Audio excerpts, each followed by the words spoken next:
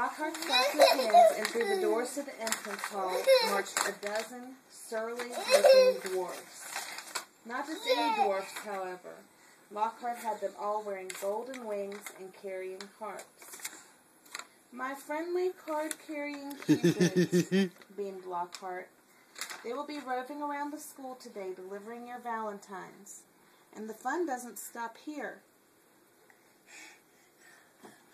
I'm sure my colleagues will want to enter into the spirit of the occasion.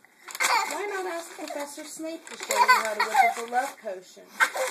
And while you're at it, Professor Flitwick knows even more about entrancing enchantments than any wizard I've ever met, the sly old dog."